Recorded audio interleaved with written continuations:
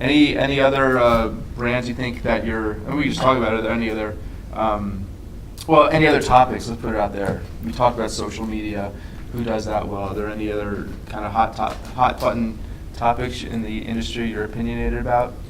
Technology and its impact. I think that's huge, right? That's huge, and I know you have follow-up. Yeah, now questions. I'm going to run out of questions. You're probably going to answer them all. But I mean, obviously, technology is such a huge component. It's expensive. It changes every day. How do you keep up with it? And it's a lot of it's consumer facing, but also, I guess you could call it back of the house or whatever goes that's on. What I was gonna say. There's a huge cost for the owner, the franchisee, and the franchisor. Right. For the hardware, the software, the implementation, and I think there's a revolution coming. It really is. In the next, not even 10 years, we're looking at the next 5 years with how the industry is going to evolve, with the costs associated with it, and also the customer experience that's going to change dramatically. And you're an owner, so it's the owner that usually foots the bill on this technology. So do you think the brand should do more? Well, we can talk for hours about the franchisor relationship. Oh, we'll get to that. Yeah, it's question 11. But I think I happen to sit on the technology committee for IHG Owners Association. Okay. So we have $1 billion plan to implement on the property level with the technology on the hardware and the software and the interface that's coming through. I think that's one thing we need to get ahead of as an industry. Technology. Yeah. That's something we are, as an industry, not taking notice of, as we didn't take notice of the OTAs in the early 2000s. And I think Marriott, like I said, I think they're much further ahead than some of the other brands. But most of the franchisees, I think, would have a consensus that the cost side of it is a huge concern for them. What about technology you guys you work in the industry, but you're also consumers of technology. Are there things within the hotels when you stay at one or when you're, just within your own jobs that you see is really making a difference that consumers really like? Like, I always look at it like when I go to stay at the Marriott now, I can watch Netflix without having to, dial it up on my computer or my phone. I can literally go into a room and watch it. I mean, are there things like that you're really you think are really, really cool? I mean, I think Four Seasons, we just implemented a chat feature, and that's been really interesting to see people utilize that. So a lot of people will use it just, as they do with text messaging. So, we've seen a lot of, we've just launched it maybe about a month ago, and we've seen so many people order anything from room service to ask, when the hours of the art museum so it's been really interesting because it's just a catch-all, and so we have someone that's monitoring that. I was say, who answers that? Is it the concierge? So our PBX, our communications agent, manages that, and then as soon as they get something, then they'll reach out to that department, get the answer, and send it back. And we try to do it within a few minutes.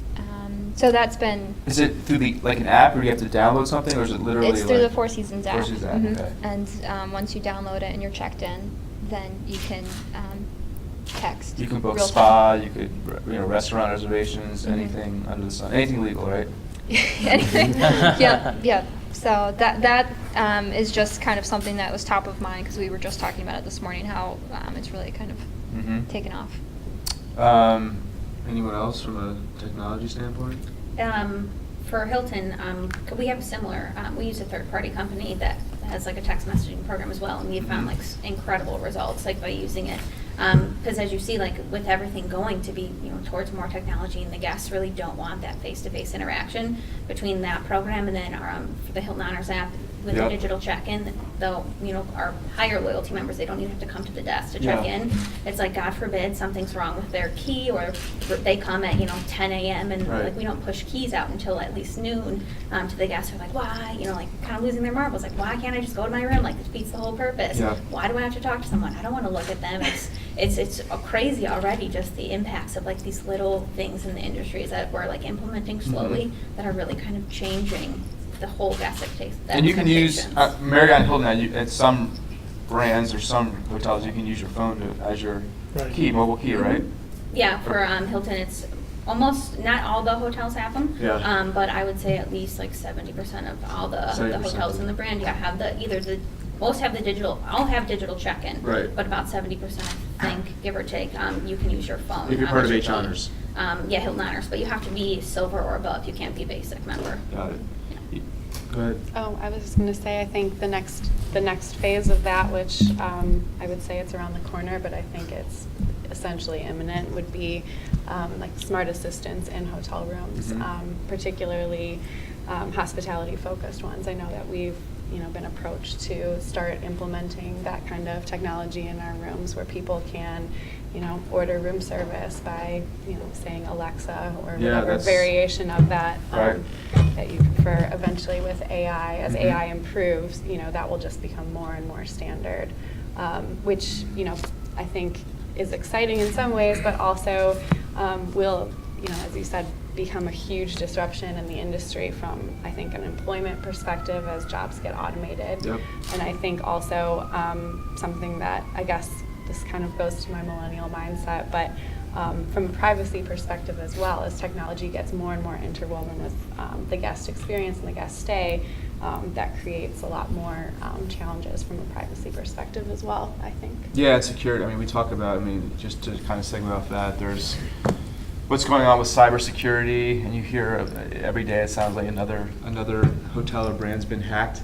I mean, there's such, and like you said, when this technology gets even more interwoven with Alexa, all this stuff, it's kind of it's daunting, right, for hotels to have to deal with that. I'm sure you get it from the higher ups. I don't know if they've discussed these things with you, but privacy, safety, and security. Those are huge topics too. How are you guys would be addressing that in your hotels or your companies? I think Oh, go ahead. I think from a security standpoint, one of the concerns this past year the industry faced was the credit card. Yeah.